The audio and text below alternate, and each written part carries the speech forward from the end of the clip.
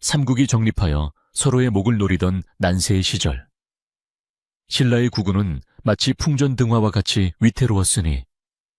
서쪽으로는 백제의 섯을 펄은 칼날이 시시각각 국경을 넘보고 북쪽으로는 고구려의 기마병들이 대지를 울리며 진격해오던 암흑의 시대였다.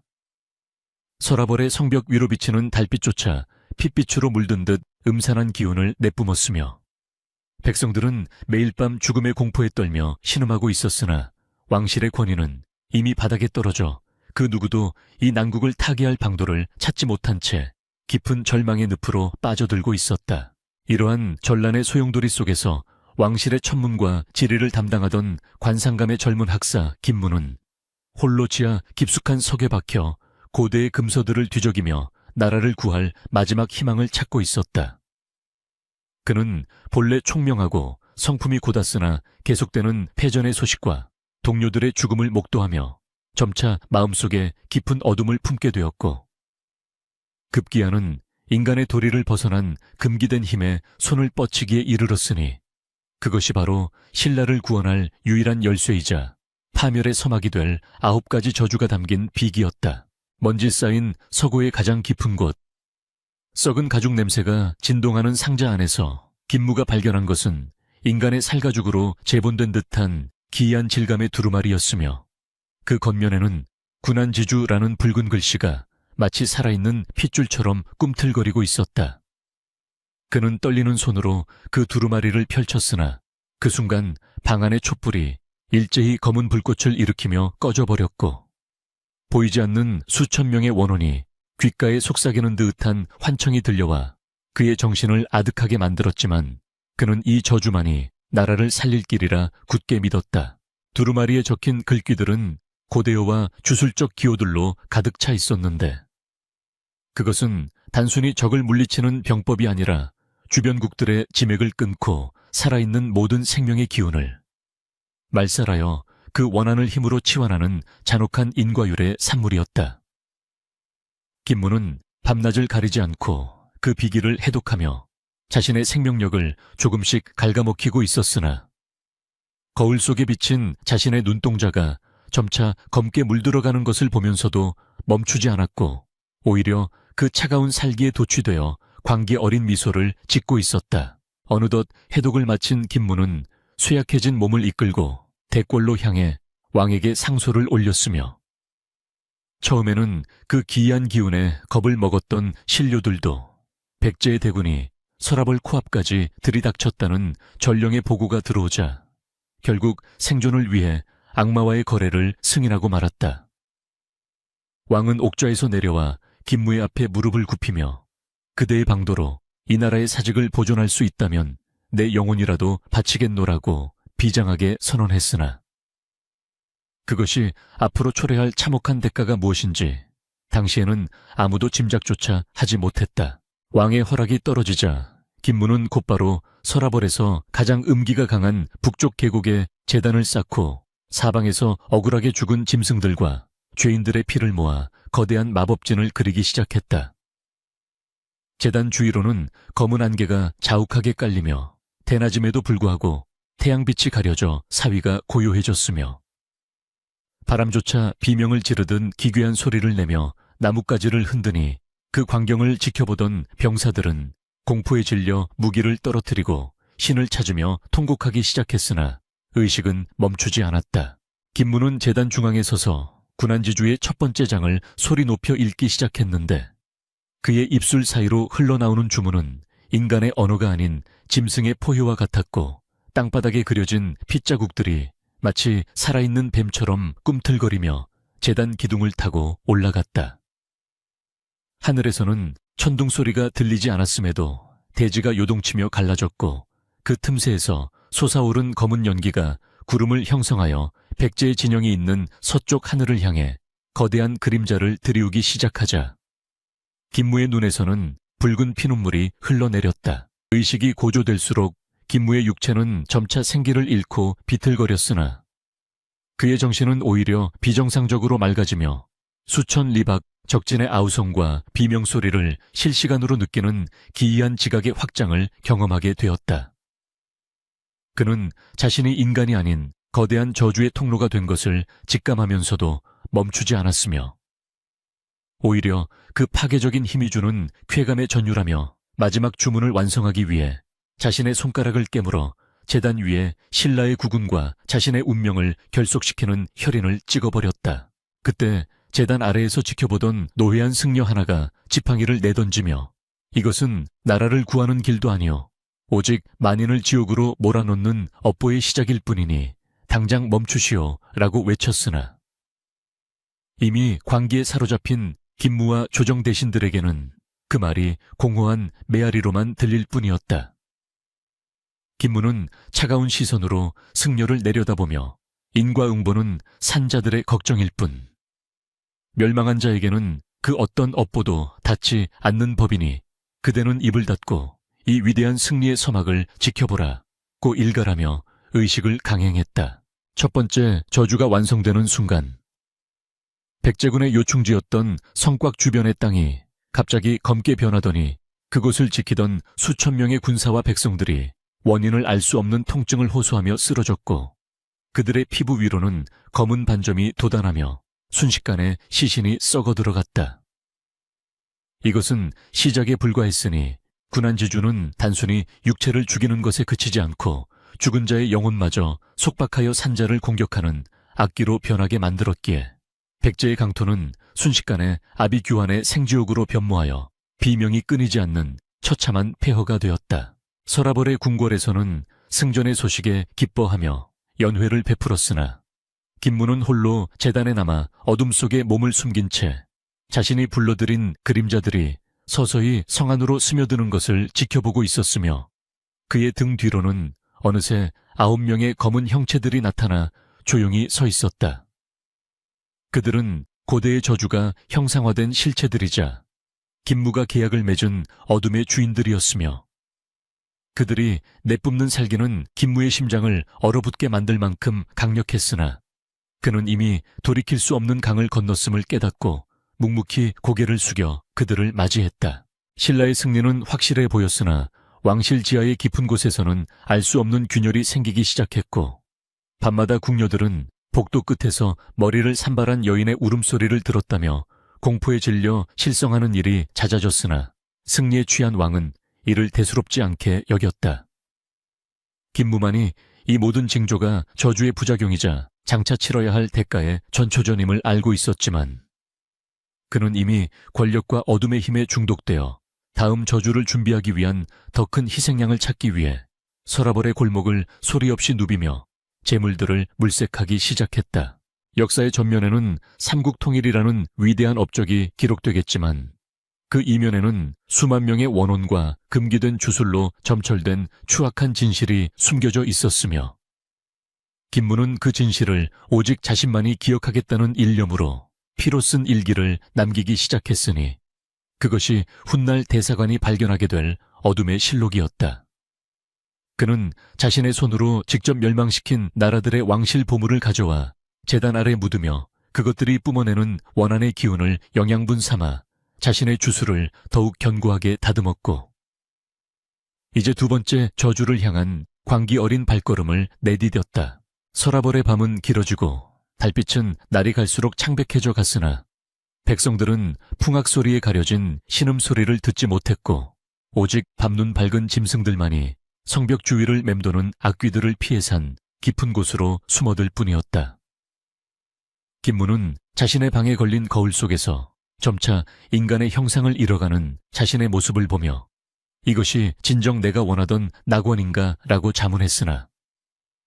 이미 그의 그림자는 스스로 움직이며 주변의 모든 빛을 집어삼키고 있었고 이제 남은 8가지 저주가 완성될 때까지 멈출 수 없는 죽음의 무도가 시작되었다. 고구려의 국경지대에서도 기이한 전염병과 함께 땅이 솟아오르고 물이 독으로 변한다는 흉흉한 소문이 돌기 시작하자 북방의 용맹한 장수들도 이름 모를 공포에 떨며 전선을 이탈하는 일이 발생했으니 이것은 김무가 준비한 두 번째 저주인 대지의 갈증이 서서히 효력을 발휘하기 시작한 증거였다. 신라는 이제 힘의 우위를 점하게 되었으나 그 힘의 원천이 썩어가는 시체와 원한이라는 사실을 망각한 채 더 큰 영토를 탐내며 스스로를 파멸의 구렁텅이로 밀어넣고 있었으며, 김무는 그 중심에서 가장 비참한 종말을 꿈꾸며 미소 지었다. 본관 대사관이 기록하건대 이때의 신라는 화려한 금관을 썼으나 그 밑에는 문드러진 살점과 악취나는 고름이 가득했으니 욕망이 잉태한 괴물이 어떻게 나라를 삼키고 다시 그 갈증을 채우기 위해 자신의 살을 뜯어 먹게 되는지를 보여주는 명백한 증거였다.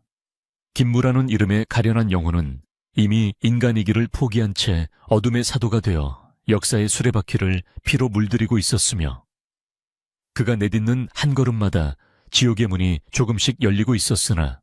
눈먼 왕국은 그것을 천하통일의 서광이라 믿으며 춤을 추고 있었다. 김무는 첫 번째 저주가 백제의 대지를 유린하는 광경을 심한으로 지켜보며 서라벌의 북쪽 계곡을 떠나 동해의 거친 파도가 몰아치는 해안가로 발걸음을 옮겼으니 그의 등 뒤에는 여전히 9명의 검은 그림자가 소리 없이 따라붙어 차가운 죽음의 기운을 내뿜고 있었다. 바다로 향하는 길목마다 이름 모를 산짐승들이 피를 토하며 쓰러져 있었고, 하늘에서는 까마귀 떼가 불길한 울음소리를 내지르며 김무의 머리 위를 맴돌았으나 그는 이미 인간의 감정을 거세당한 듯 무표정한 얼굴로 거친 바닷바람을 맞으며 파도가 부서지는 해안 절벽 끝에 섰다. 절벽 아래 소용돌이치는 검은 바다를 향해 김무가 군안지주의 두루마리를 높이 치켜들자 갑자기 수평선 끝에서 거대한 해일이 일어났고, 그 파도 속에서 수천 년의 세월을 견뎌온 듯한 노인의 형상이 서서히 떠오르며 너는 도대체 무엇을 얻기 위해 이 금지된 심연의 문을 두드리는 것이냐? 라고 벼락 같은 목소리로 물었다. 김무는 떨리는 심장을 억누르며 신라의 승리를 위해 당신의 힘이 필요하오. 어떤 대가라도 치를 준비가 되어 있으니 나를 9 저주의 주인으로 인도해 주시오. 라고 당당하게 외쳤지만 노인의 눈동자 속에는 슬픔과 조소가 동시에 교차하고 있었다. 해로라 불리는 그 노인은 바다의 원혼들이 뭉쳐 만들어진 집합체와 같았으니 그의 몸에서는 짠 내음과 함께 썩은 시체의 악취가 풍겨왔고, 그가 손을 한번 저을 때마다 바닷물은 잉크를 풀어놓은 듯 검게 변하며 소용돌이 쳤다. 그는 김무에게 가까이 다가와 얼음처럼 차가운 손으로 그의 뺨을 어루만지며 네가 원하는 것은 타국의 멸망이지만 그 저주를 지탱할 힘은 네 나라 신라의 정기에서 나올 것인데 그래도 저주를 계속하겠느냐? 라고 물었고, 김무는 잠시 주춤거렸으나 이내 결연한 표정으로 고개를 끄덕이며 자신의 영혼을 담보로 한 계약을 맹세했다. 노인은 기괴한 웃음소리를 내며 바다 위를 걷기 시작했고, 김무는 무엇에 홀린 듯 그를 따라 허공을 딛고 바다 한가운데로 걸어 들어갔으며 발밑에서는 수많은 익사자의 손들이 올라와 그의 발목을 붙잡으려 했으나 김무는 뒤도 돌아보지 않은 채 전진했다. 바다 깊은 곳에서 솟아오른 거대한 비석들에는 신라의 건국 신화와는 대조되는 참혹한 살육의 기록들이 새겨져 있었으며 노인은 그 비석들 사이를 지나며 이것이 너희가 쌓아 올릴 제국의 밑바닥이며 이곳에 흐르는 것은 영광의 빛이 아니라 원통하게 죽어간 자들의 검은 피니라 라고 나직하게 읊조렸다. 바다의 심장부에 다다르자 노인은 거대한 소용돌이를 일으켜 바닷속에 숨겨진 고대의 신전을 드러냈으며 그곳은 태초의 어둠이 응집된 장소로 사방에서 들려오는 울음소리가 고막을 찢을 듯 강렬했고 김무는 그 압도적인 사기에 눌려 피를 토하며 무릎을 꿇었다. 노인은 신전 중앙에 놓인 해골 제단을 가리키며 여기에 신라의 오악에서 길어온 영험한 기운과 너의 손가락 마디를 하나씩 바쳐야만 저주의 문이 완전히 열릴 것이라고 경고했으나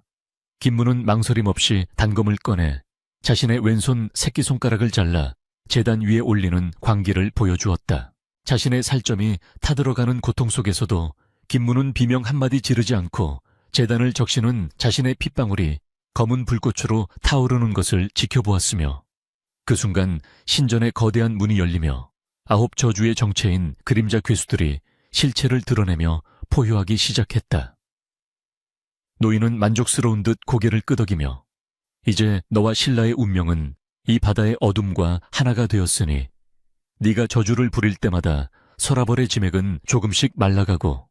백성들의 수명은 단축될 것이나 그 대가로 적들은 뼈가 녹는 고통 속에 죽어갈 것이라고 선언했다. 계약이 성사되자 바다는 다시 원래의 거친 파도를 회복했고 김무는 정신을 차려보니 다시 해안 절벽 위에 서 있었으나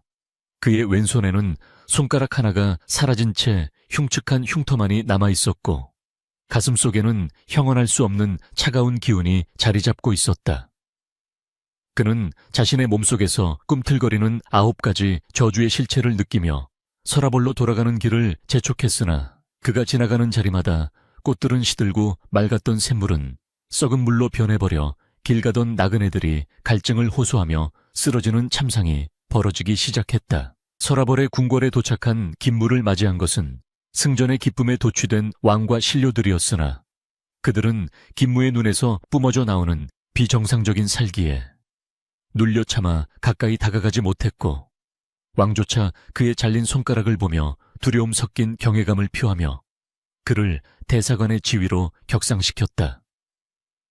김무는 자신을 우러러보는 사람들을 보며 속으로 냉소했으니 그들이 찬양하는 승리의 이면에는 자신들의 생명력을 갉아먹는 저주의 톱니바퀴가 돌아가고 있음을 알지 못한 채 곧 닥쳐올 두 번째 저주의 공포를 기대하는 그들의 탐욕이 가증스러웠기 때문이었다. 밤이 깊어지자 김무는 자신의 처소에서 군안지주의 두 번째 장을 펼쳤고 거기에는 대지의 갈증이라는 주술이 적혀 있었으며 이를 실행하기 위해서는 신라의 젖줄인 낙동강의 상류에 저주받은 부적을 묻고 수많은 무고한 생명을 제물로 바쳐야 한다는 조건이 붙어 있었다.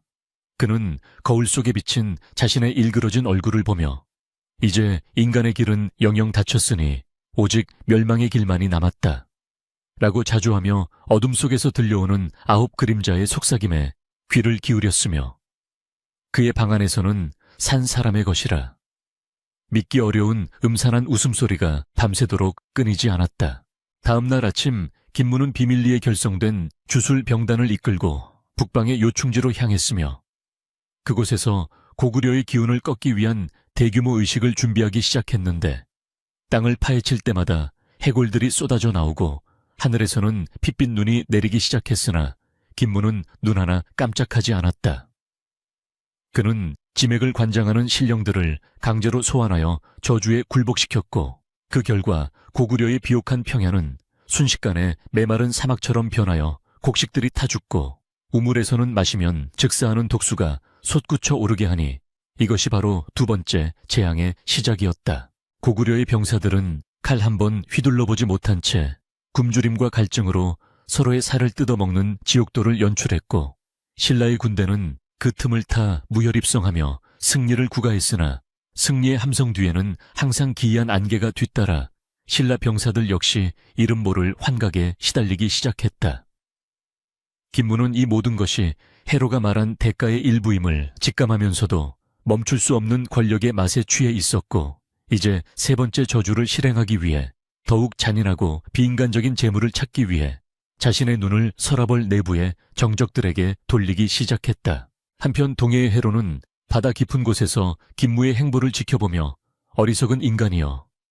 네가 부리는 저주는 결국 네 나라의 뿌리를 갉아먹고 최후에는 너 자신을 집어삼킬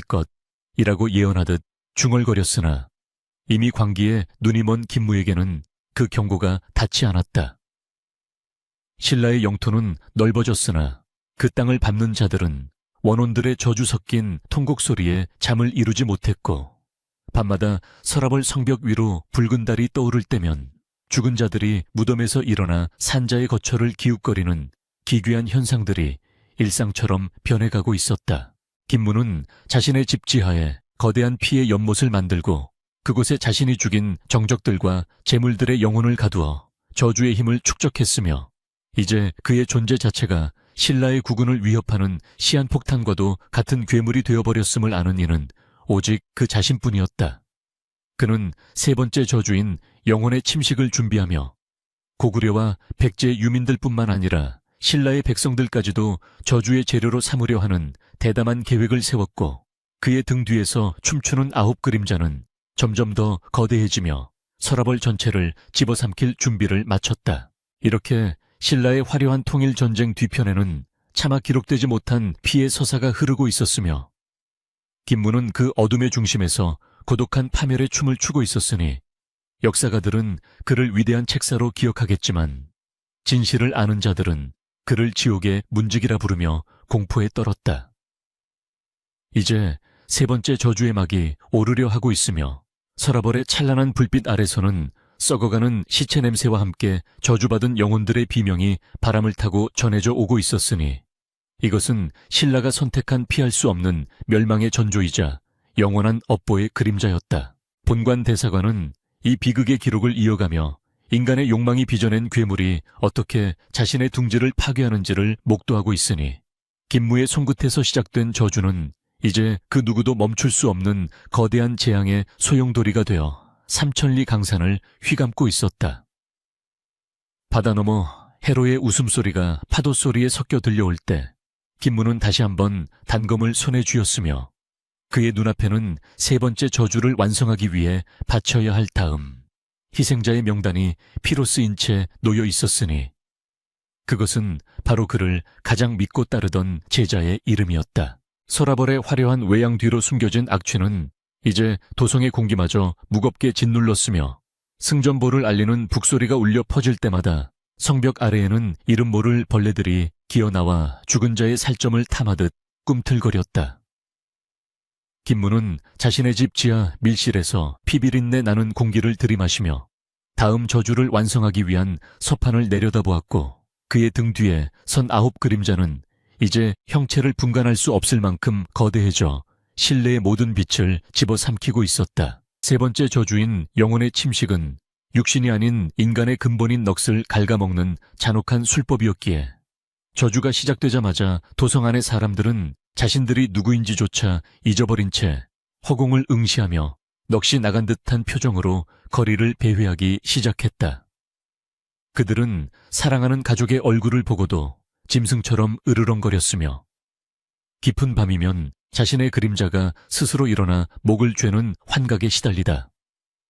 결국 스스로 목숨을 끊는 참극이 곳곳에서 벌어지고 있었으나 조정은 이를 함구했다. 김무의 가장 아끼던 제자 백우는 스승의 변해버린 모습에 절망하며 그를 말리려 했으나 이미 인성을 잃어버린 김무에게 백운의 눈물 섞인 호소는 그저 저주를 완성하기 위한 최상의 제물이 바치는 마지막 비명에 불과할 뿐이었다. 김무는 백운의 목에 차가운 칼날을 들이대며 네가 바치는 이 미천한 영혼이 신라의 천년 대업을 완성하는 걸음이 될 것이니 부디 원망하지 말고 어둠의 자식으로 다시 태어나라 고 나직하게 읊조리며 망설임 없이 혈관을 끊어버렸다. 제자의 뜨거운 피가 지하 밀실의 바닥을 적시자 벽면에 새겨진 주술 문양들이 기괴한 빛을 내뿜으며 공명하기 시작했고 죽은 백운의 그림자가 서서히 일어서더니 김무의 발치에 엎드려 복종의 예를 갖추는 광경이 펼쳐졌다. 이것은 산자의 영혼을 강제로 분리하여 악귀로 만드는 금기의 정점이었으며 김무는 이제 자신을 따르는 유령 군단을 손에 넣게 되었고 그들의 원한을 화살촉에 담아 적국인 고구려의 심장부를 향해 소리 없이 발사할 준비를 마쳤다. 궁궐 내부에서도 기이한 변화가 감지되었으니 왕의 집무실인 편전의 거울 속에는 왕의 모습이 아닌 형체를 알 수 없는 검은 괴물이 비치기 시작했고 상궁들은 밤마다 복도 끝에서 죽은 왕비의 목소리가 들려온다며 실성하여 우물에 몸을 던졌다. 왕은 두려움에 떨며 김무를 불러 도대체 이 도성에 무슨 일이 벌어지고 있는 것이냐고 물었으나 김무는 냉혈한 눈빛으로 대업을 이루기 위한 산통일 뿐이니 대왕께서는 그저 다가올 승리의 열매만을 기다리소서라고 답했다. 실제로 고구려의 요새인 평양성 인근에서는 밤마다 병사들이 자신의 동료를 알아보지 못하고 서로를 도륙하는 광란의 밤이 이어졌으며 성문을 지키던 파수병들은 허공에 대고 칼질을 하다 스스로 자신의 눈을 찌르는 등 인간의 이성으로는 설명할 수 없는 사태가 빈번하게 발생했다. 이것이 바로 세 번째 저주가 가져온 영혼의 파멸이었으며 고구려의 강인한 기상은 주술의 안개 속에서 점차 흐려져 갔고 신라의 군대는 피 한 방울 묻히지 않고 적의 요새를 점령해 나갔다. 김무는 이제 자신이 신인지 악마인지조차 분간할 수 없는 경지에 이르렀으며 그의 피부는 창백하다 못해 푸른 빛을 띠기 시작했고 심장 소리는 더 이상 들리지 않았으나 그의 주술적 감각은 수만 리 밖의 고통까지 생생하게 느낄 만큼 예민해져 있었다.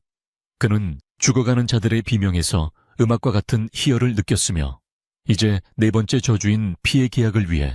신라 왕실의 가장 고귀한 혈통을 제물로 삼아야 한다는 사실을 깨닫고 왕의 어린 아들인 세자를 눈여겨보기 시작했다. 세 번째 저주가 정점에 달하자 서라벌의 하늘은 한낮에도 개기일식이 일어난 듯 캄캄해졌고 땅에서는 검은 연기가 솟아올라 살아있는 모든 것들의 생기를 빨아들였으며 길가에 핀 꽃들은 순식간에 시들어 검은재가 되어 바람에 흩날렸다. 백성들은 이것이 신의 노여움이라 믿으며 절로 향해 빌었으나 그들이 믿던 불상은 이미 머리가 잘려나간 채 피눈물을 흘리고 있었고 김무의 밀실에서는 잘려나간 불상의 머리들이 기괴한 웃음소리를 내며 공중을 떠다니고 있었다. 김무는 백운의 영혼을 부려 왕궁의 경비망을 무력화시켰고 이제 아무도 그의 앞길을 막을 수 없는 절대적인 존재가 되었으며 그는 매일 밤 세자의 침소에 숨어들어 아이의 꿈속에 공포의 씨앗을 심어 장차 바칠 제물의 영혼을 오염시키기 시작했다. 어린 세자는 매일 밤 가위에 눌려 신음하며 검은 아저씨가 나를 데려가려 해요 라고 울부짖었으나 왕은 그것이 그저 병약함 때문이라 믿고 김무에게 아이의 병을 고쳐달라는 어리석은 부탁을 하기에 이르렀으니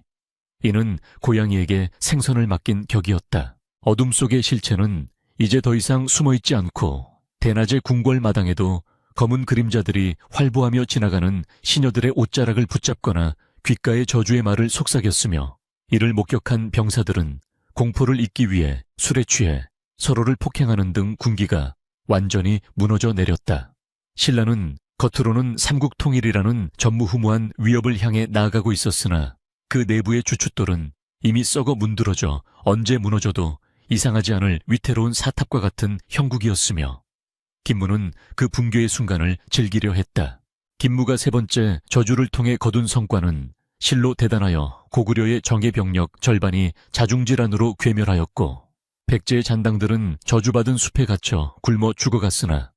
그 승리의 대가로 신라의 강토 역시 황폐해져 곡식이 자라지 않는 죽음의 땅으로 변모하고 있었다. 그는 제단 위에 놓인 세자의 옷가지를 바라보며 다음 단계의 제식인 피의 계약을 구상했고 자신의 손가락을 깨물어 서판에 왕의 피로 지맥을 적시리라. 는 문장을 적어 넣으니 방 안의 온도가 순식간에 영하로 떨어지며 서리가 끼기 시작했다. 지하 밀실 깊숙한 곳에서 발견된 고대의 기록에 따르면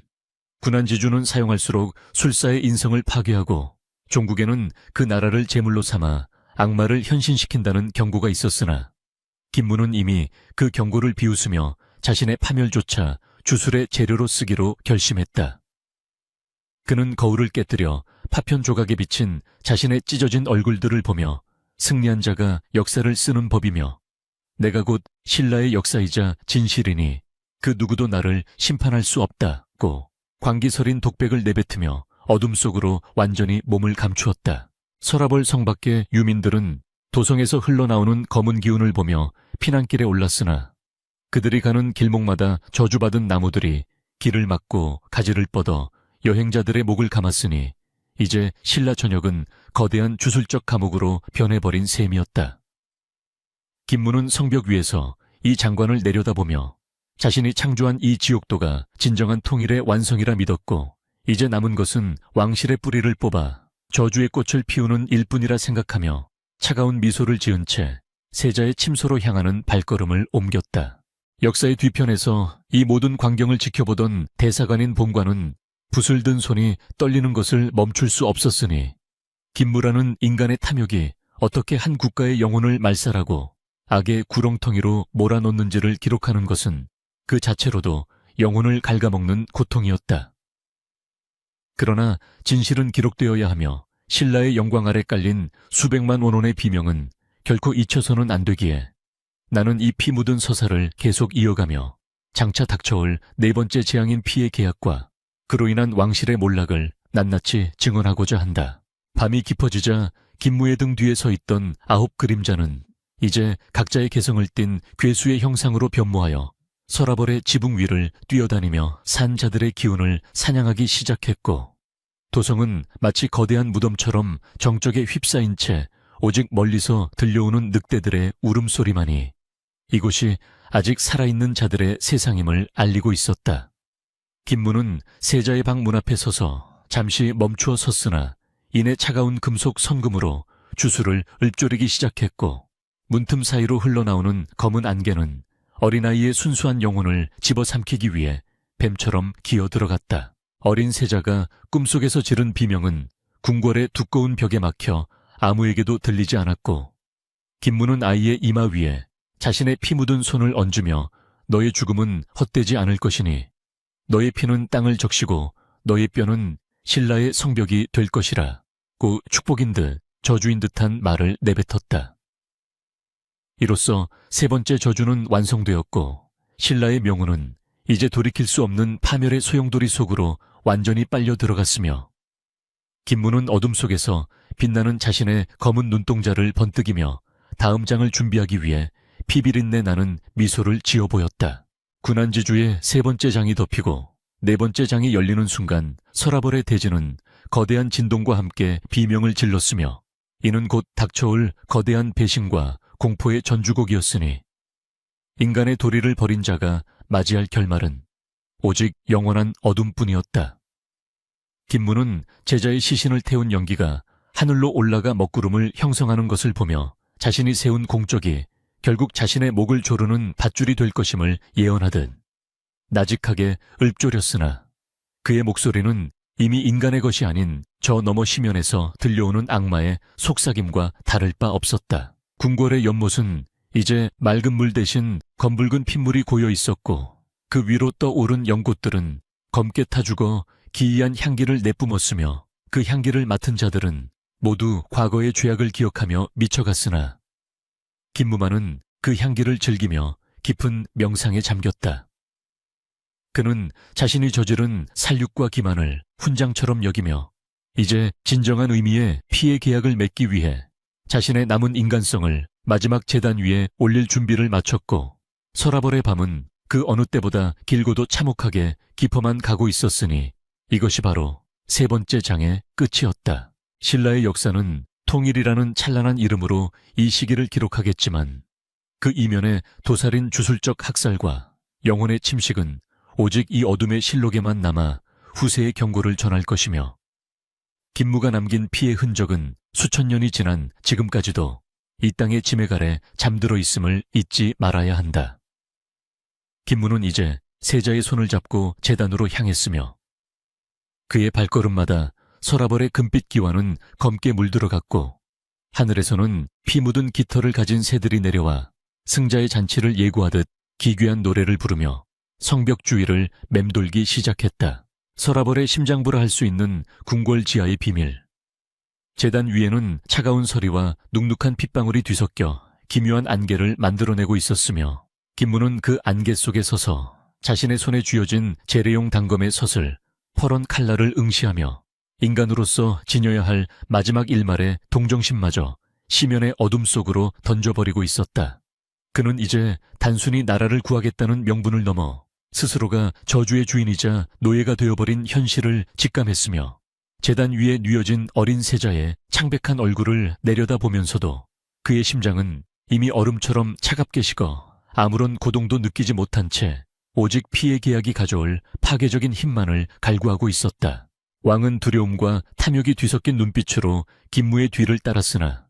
그 역시 자신의 아들이 제물로 바쳐지는 참혹한 광경 앞에서는 잠시 발걸음을 멈추고 주저하는 기색을 보였지만, 김무는 왕의 귓가에 대고 이 아이의 피가 마르는 순간 고구려의 성벽은 무너질 것이며 대왕께서는 사만의 진정한 주인이 되실 것입니다. 라고 악마의 속삭임을 건네며 왕의 욕망을 다시금 부채질하였다. 왕은 결국 눈을 감으며 고개를 끄덕였고,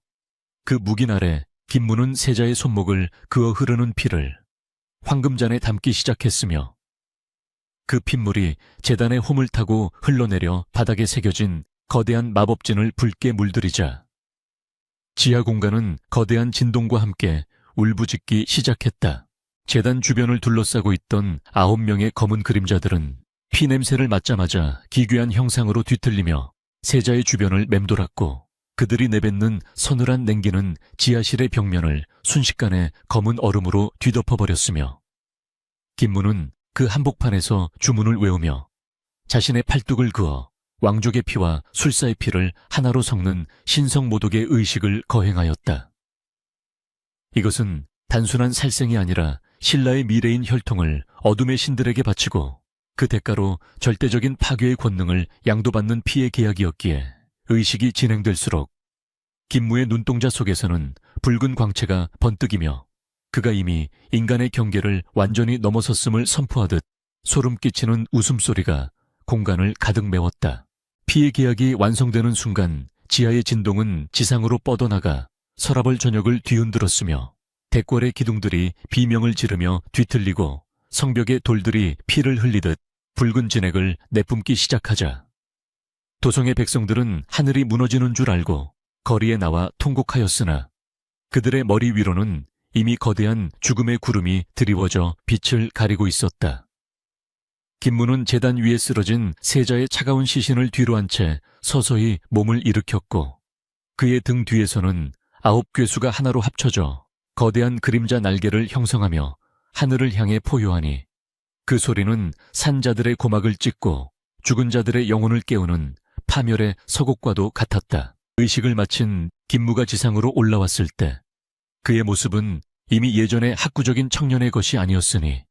그의 머리카락은 하얗게 새어버렸고 피부는 썩어가는 나무 껍질처럼 거칠어졌으며, 그가 내딛는 발걸음마다 대지는 검게 타 들어가며 생명의 기운을 완전히 잃어버리는 기현상이 목도되었다.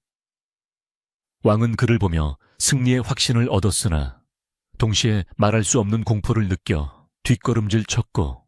김무는 그런 왕을 비웃으며 이제 계약은 맺어졌으니 고구려의 강토는 우리의 발밑에서 으스러질 것이나 대왕께서도 그의 합당한 대가를 매 순간 치러야 함을 잊지 마소서라고 경고하며 차가운 시선을 보냈다. 실제로 네 번째 저주의 힘은 상상을 초월하여 북방의 전선에서는 고구려 병사들이 자신의 갑옷이 피부를 파고드는 환각에 시달리며 비명을 질렀고, 성벽을 타고 오르던 덩굴 식물들이 갑자기 뱀처럼 변하여 수비병들의 목을 조르는 등 전쟁의 양상은 인간의 영역을 벗어나 주술적 학살의 현장으로 변질되어 갔다.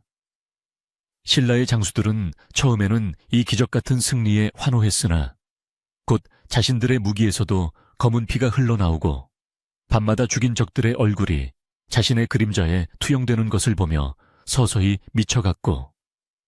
군대 내부에서는 승전의 기쁨 대신 서로를 의심하고 증오하는 살기가 독버섯처럼 피어오르기 시작했다. 김무는 자신의 집 밀실로 돌아와 피로 물든 군안지주의 네 번째 장을 덮으며 자신이 맺은 계약의 진정한 의미를 다시금 새겼으니, 그것은 신라가 천하를 얻는 대신 그 땅에 사는 모든 자의 영혼은 평생 어둠의 굴레에서 벗어날 수 없다는 영원한 예속의 맹세였다. 그는 거울을 통해 자신의 가슴 위에 새겨진 검은 문양을 확인했는데, 그것은 계약의 증표이자 그의 심장을 조금씩 갉아먹는 독이었으며, 그는 자신이 승리자이자 동시에 가장 비참한 희생양이라는 사실을 깨닫고 광기 어린 눈물을 흘리며 서재에 놓인 다른 신료들의 명단을 핏빛으로 지워나가기 시작했다. 조정의 고관들은 세자의 갑작스러운 죽음과 도성에서 벌어지는 기이한 현상들에 의구심을 품고 김무를 탄핵하려 모의했으나, 김무는 이미 그들의 마음속에 도살인 탐욕과 공포를 이용해 서로를 배신하게 만들었으며, 회의장에서는 어제의 동료가 오늘의 적이 되어 서로의 목에 칼을 겨누는 참혹한 풍경이 연출되었다. 김무는 그림자 속에 숨어 이들의 분열을 지켜보며 인간의 추악함을 비웃었고, 그들이 흘리는 피를 모아 저주의 재단을 더욱 견고히 다졌으니, 이제 서라벌은 화려한 도성이 아니라 서로가 서로를 잡아먹는 거대한 구울들의 소굴로 변모하여 멸망의 길을 자초하고 있었다. 네 번째 저주가 가져온 피의 계약은 신라의 모든 지맥을 뒤틀어 놓았기에 이제 우물에서는 맑은 물 대신 썩은 고름이 솟아나고 들판의 곡식들은 이삭 대신 예리한 가시를 맺어 농민들의 손을 찢었으나 승리의 눈먼 왕실은 이를 대수롭지 않게 여기며 고구려의 멸망만을 재촉하였다. 김문은 궁궐에 높은 누각에 올라 북쪽 하늘을 바라보며 자신이 불러들인 재앙이 고구려의 심장부에 닿는 것을 보았고,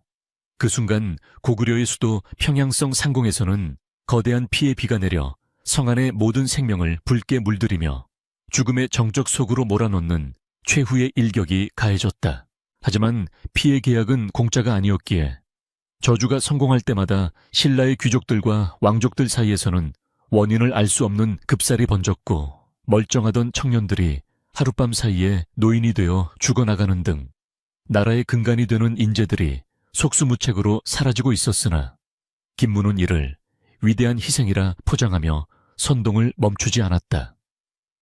그는 자신의 생명력을 제물로 삼아 저주를 유지하고 있었으나 속으로는 자신 역시 조만간 어둠에 완전히 잠식될 것임을 알고 있었고,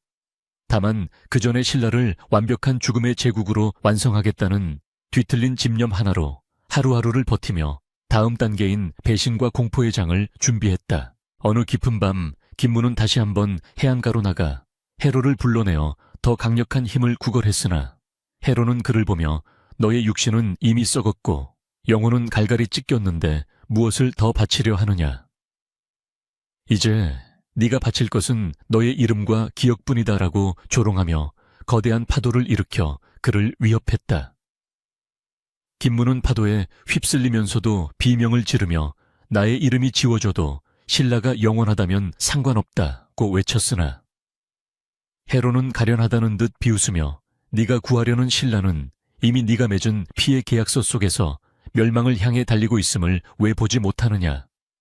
는 말을 남긴 채 시면으로 사라져버렸다. 서라벌로 돌아온 김문은 자신의 집 마당에 핀 붉은 꽃들이 사실은 자신이 죽인 자들의 혈안은 환각에 시달리며 마당을 미친 듯이 파헤치기 시작했고, 그 구덩이에서 나온 것은 금은 보화가 아니라 자신이 예전에 묻어두었던 양심과 인간성의 잔해들이었기에 그는 그것들을 다시 흙으로 덮으며 자신의 비극을 완성하려 애썼다.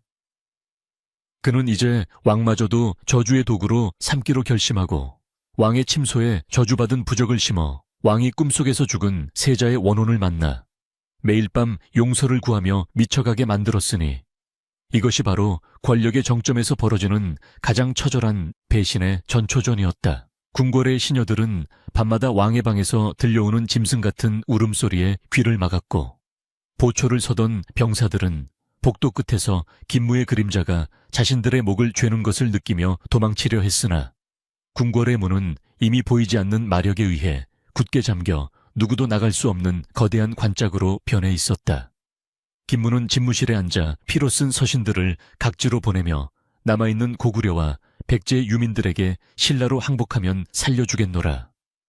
거짓 약속을 했으나 이는 사실 그들을 대규모 제물로 삼아 5번째 저주를 완성하기 위한 잔인한 유인책에 불과했다. 승리의 눈먼 자들이 신라로 몰려들수록 도성의 지하 연못은 점점 더 깊고 넓게 확장되었으며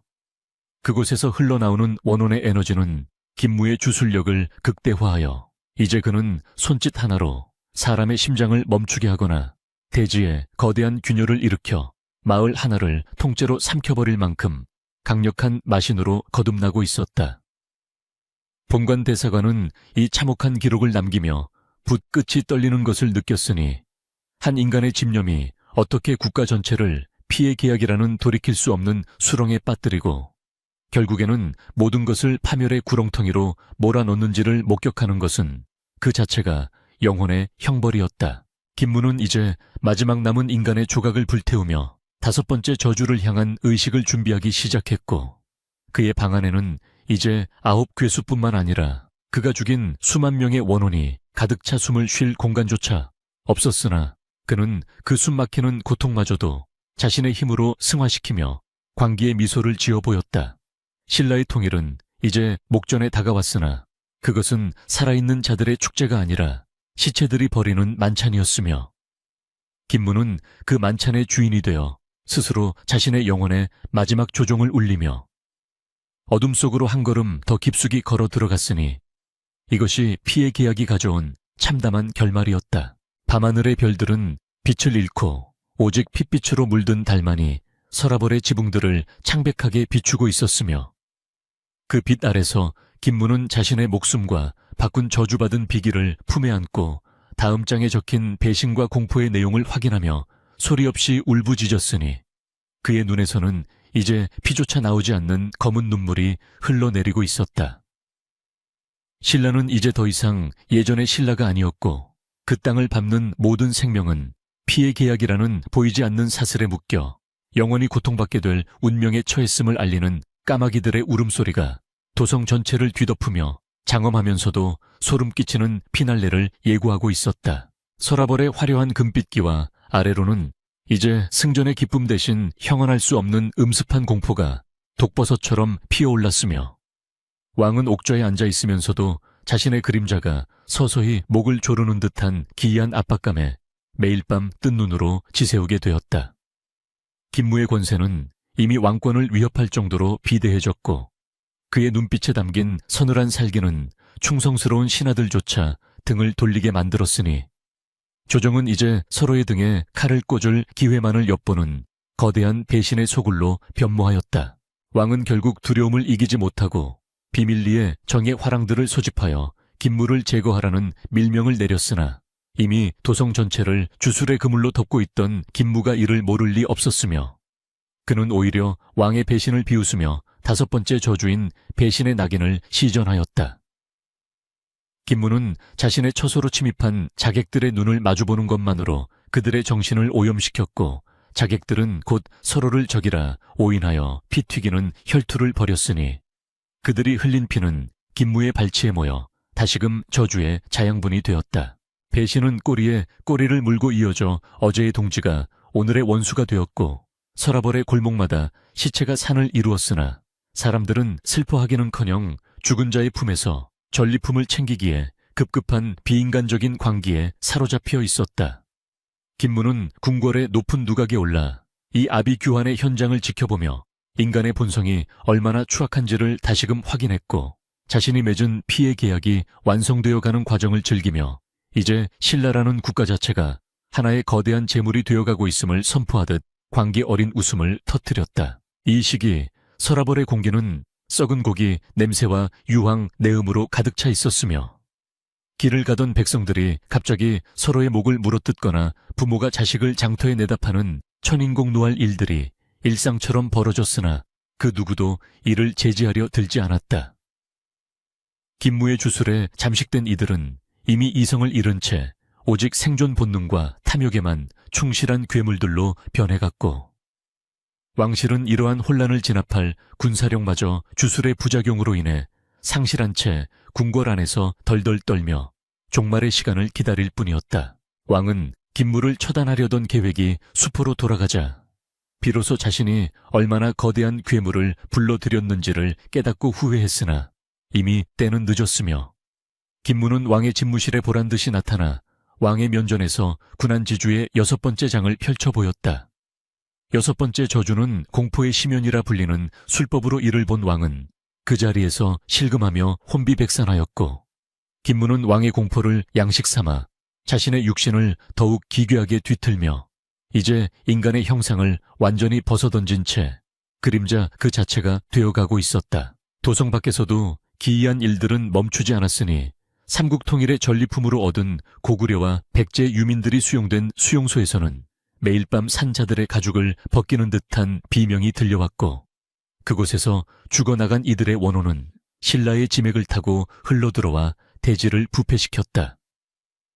김무는 이 원혼들을 통제하여 자신의 주술 병단으로 삼았으며 이제 신라의 군대는 살아있는 인간이 아닌 죽지 못해 움직이는 좀비와 같은 존재들로 채워져 그들이 지나가는 자리마다 생명의 흔적이 말라버리는 재앙이 이어졌다. 공포는 전염병보다 빠르게 퍼져나가 서라벌의 지붕마다 검은 안개가 자욱하게 깔렸고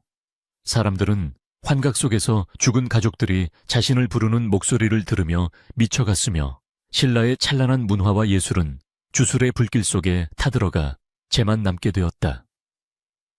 김무는 이 모든 멸망의 과정이 진정한 의미의 통일이라 주장하며 자신을 비난하는 소수의 의로운 학자들을 주술로 묶어 산 채로 매장하는 만행을 저질렀고, 그의 지하 밀실은 이제 수천 명의 영혼이 갇힌 거대한 지옥의 입구와 다름없게 되었다. 어느덧 신라의 조정은 김무의 말 한마디에 모든 것이 결정되는 신권 정치의 장으로 변질되었으며, 살아남은 신료들은 김무의 눈치를 보며 자신의 영혼을 팔아 목숨을 부지하려 애썼으나,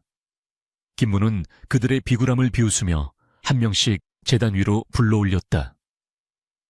그는 이제 더 이상 외부의 적을 필요로 하지 않았으니 신라라는 제국 자체가 스스로의 살점을 뜯어먹으며 멸망해가는 과정을 지켜보는 것이 그에게는 가장 큰 유희였고, 그가 뿜어내는 살기는 도성 전체를 얼어붙게 만들 만큼 강력하고 잔혹했다. 왕은 미쳐버린 채 궁궐 연못에 물을 마시며 그것이 술이라 주장했고, 대신들은 썩은 고기를 진미라 칭송하며 연회를 베풀었으니, 이 광경을 목격한 외국의 사신들은 경악하며 자국으로 도망쳐 신라가 귀신의 나라로 변했음을 만방에 알렸다. 김무는 이러한 소문이 퍼질수록 오히려 더 큰 힘을 얻었으며, 이제 그는 하늘의 뜻조차 거스르려 하며 태양을 검게 물들이고 달을 피로 적시는 대규모 주술의식을 서라벌 광장 한복판에서 거리낌 없이 자행하기 시작하며 자신의 오만을 드러냈다. 배신과 공포가 극에 달한 어느 날 밤, 김무는 자신이 죽인 제자 배군의 환영을 보았으나 눈 하나 깜짝하지 않고 너의 희생이 있었기에 내가 이 높은 곳에 오를 수 있었다고 조롱하며 환영을 손으로 흩뜨려 버렸으니, 그의 심장은 이미 인간의 것이 아닌 차가운 돌덩이였다. 그러나 그의 등 뒤에 선 9 괴수들은 이제 김무의 통제를 벗어나려 꿈틀거리고 있었으며, 그들은 주인이 제공하는 재물의 양이 갈수록 줄어들자 이제 주인의 영혼까지 탐내기 시작했으나, 김무는 자신의 주술 실력을 과신하며 그들의 위협을 무시하고 있었다. 서라벌의 성문은 이제 굳게 닫혀 누구도 들어오거나 나갈 수 없게 되었고, 도성 안은 살아있는 자보다 죽은 자의 수가 더 많아져 밤마다 유령들의 행진이 이어졌으며, 백성들은 굶주림을 참다 못해 죽은 자의 살을 먹는 지옥의 풍경이 펼쳐졌다. 김무는 이 참상을 보며 이것이 바로 신라가 꿈꾸던 영원한 안식이다 라고 나직하게 읊조렸고,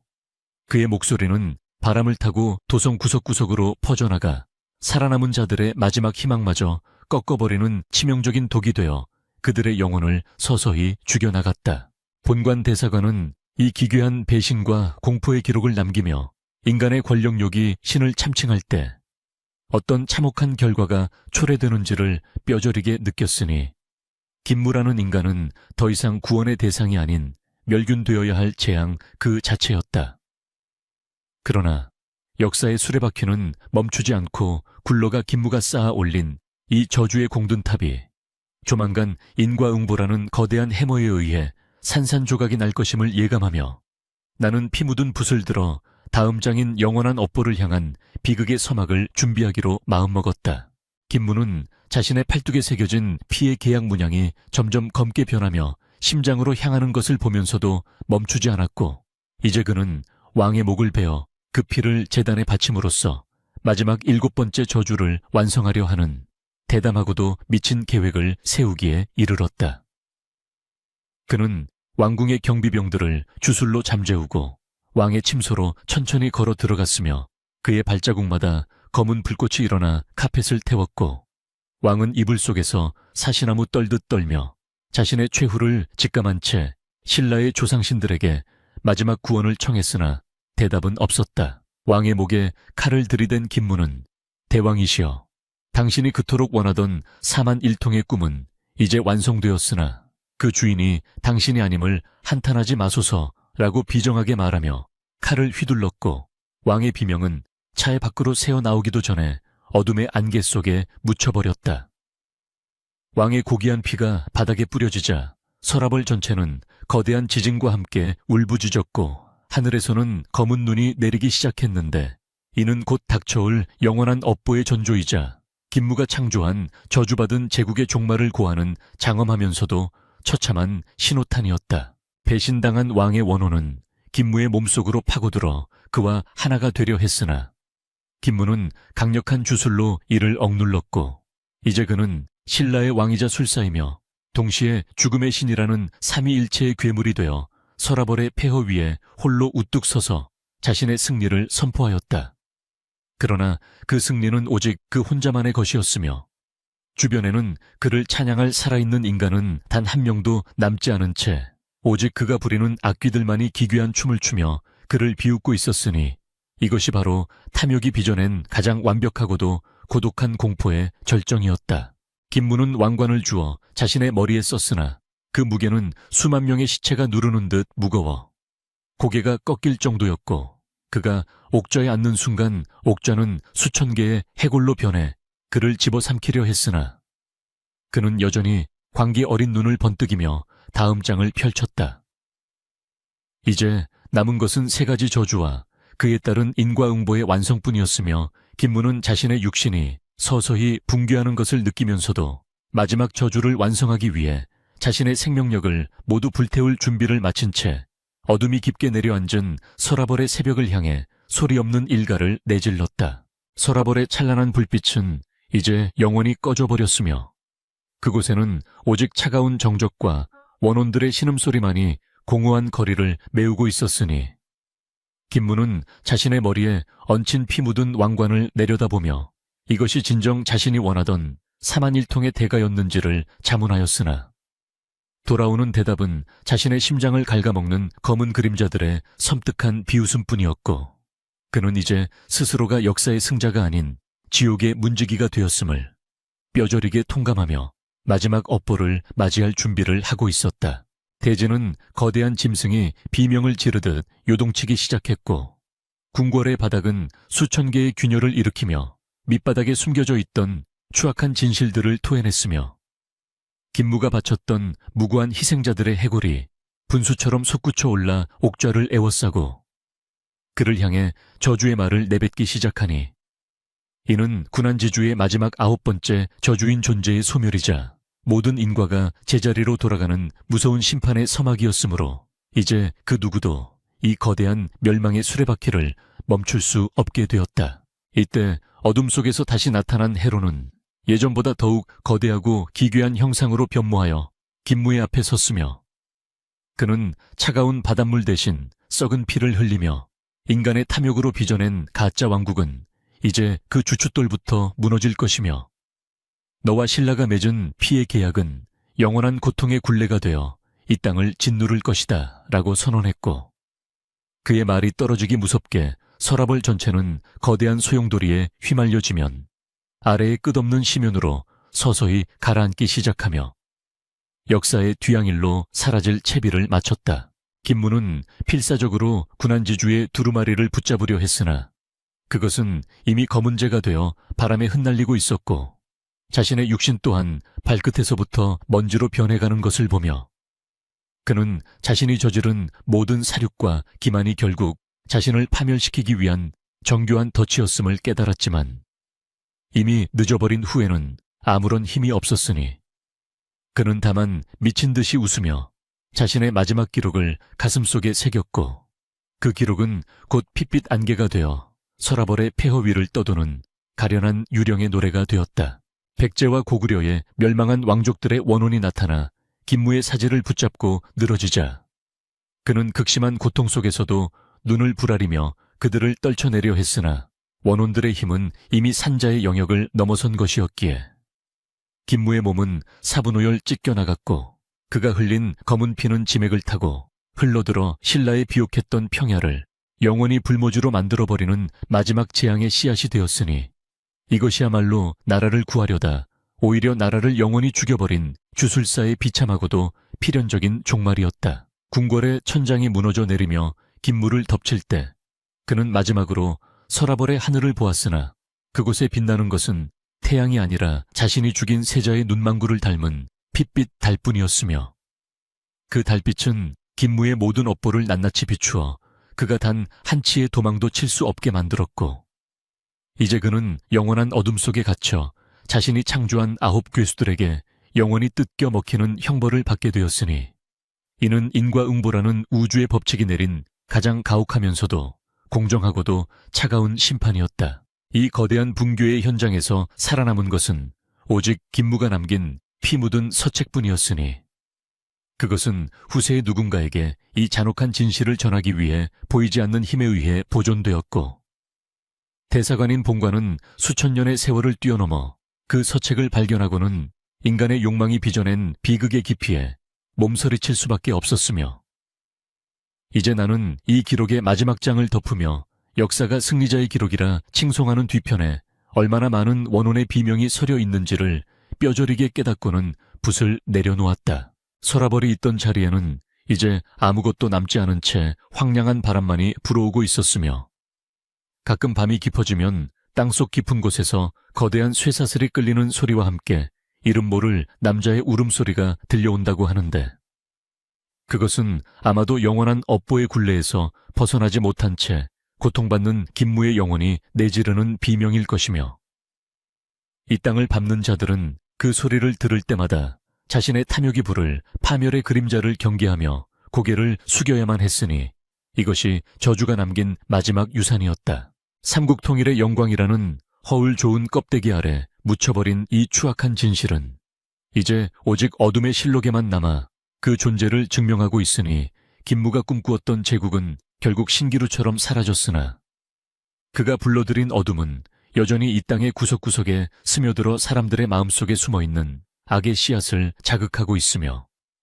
나는 사관으로서 이 비극이 반복되지 않기를 간절히 기도하면서도 인간의 어리석음이 다시금 어둠의 문을 두드리지 않을까 하는 두려움에 사로잡혀 잉크 묻은 손을 씻었다. 김무의 마지막 유언처럼 남겨진 승리는 피를 원하고 권력은 영혼을 갈구한다.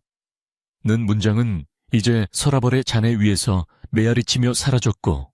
하늘은 언제 그랬냐는 듯 다시 평온한 모습으로 돌아왔으나 그 평온함은 오히려 폭풍 전야의 정적처럼 불길하기 짝이 없었으며 이제 신라라는 나라는 겉으로는 번창하는 듯 보였으나 속은 이미 썩어 문드러져 언젠가 닥쳐 올 또 다른 멸망의 소용돌이를 기다리는 처지가 되었으니 이것이 바로 9가지 저주가 완성한 영원한 저주의 실체였다. 나는 이제 이 길고도 험난했던 군한지주의 기록을 마감하려 하며 김무라는 이름이 역사 속에서 완전히 지워지기를 바라면서도 그의 행적이 남긴 이 처절한 교훈만은 후세 사람들의 가슴속에 깊이 각인되어 다시는 주술과 피로 일군 평화가 얼마나 허망한 것인지를 깨닫게 되기를 바랄 뿐이었고 마지막 붓질을 마치는 순간 내 방의 촛불이 갑자기 꺼지며 김무의 차가운 웃음소리가 귓가를 스쳐 지나가는 것을 느꼈지만 나는 굴하지 않고 책장을 굳게 닫아 그 어둠을 가두어 버렸다. 바다 너머 해로의 거처에서도 이제는 더 이상 기괴한 파도가 일어나지 않았고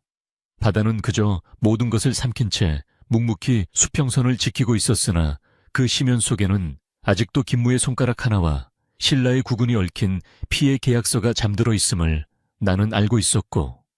언젠가 탐욕의 눈먼 자가 다시 그곳을 찾을 때 이 저주는 다시금 깨어나 세상을 핏빛으로 물들일 것이기에 나는 이 기록을 가장 깊은 서고에 숨기고 그 누구도 찾을 수 없게 엄중히 봉인하여 인류의 파멸을 막기로 결심했다. 역사는 흐르고 강사는 변했지만